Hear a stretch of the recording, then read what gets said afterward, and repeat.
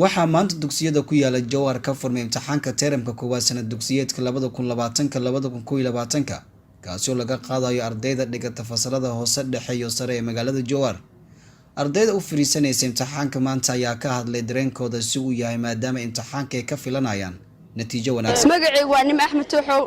maanta exaamka aan galay wuxuu ahaa mid iskiisa waxaan rajeynayaa in maadooyinka soo socda inay sidaas oo kaleento ay ii noqdaan. waxaan u mahadcelinayaa awalan waalidiinteeda in igu soo tarbiyeen inaan wax barto oo iga raal noqdo inaan meeshaan imaado. awalan waxaan mar kale u mahadcelinayaa macallimiinteyda oo jurdi badan ii bixiyay. waxaan ka mid ah ardayda oo standard 8 ka soo qalan jibisay imtixaan dalooda oo laga qaaday sanadkan. waxaan ku jirnaa imtixaan dugsiyeed oo hadda bilaabay maanta noo bilaabay imtixaankii iskuulka. magacaygu waa Salma Abukar, waxaan dhigtaa iskuulka Imaam Shaafici galaas ahaan fasalka 6aad. waxaan rajeynayaa inaan ku guuleysto imtixaankan maanta insha Allah.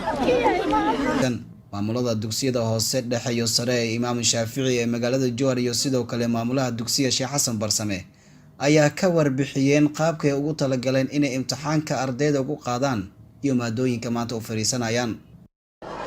waxaa stateka Hirshabeelle u fadhiisanaya imtixaankii naqliga ahaa ama teeramkii ama nisful caamkii dhammaan dugsiyada stateka oo dhan maanta ayay imtixaanka u fadhiisanayaan oo muxuu ahaa waana ilaahay mahadii insha Allah taala.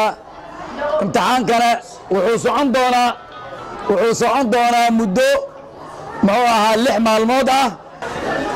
sanad dugsiyeedka 2020-2021 imtixaankiisa teeramka ayaan maanta u fadhiisanaynaa hadduu ilaahay idmo.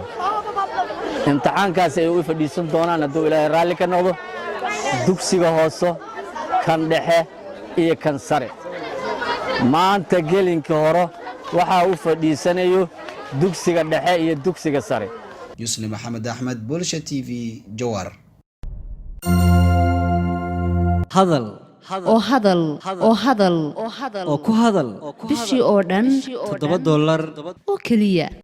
haddaba si aad ugu shubato adeega kaafiye fadlan garaac xidig 8 eber 8 afargees ama xidig 2 eber 2. tayo waa Telesom.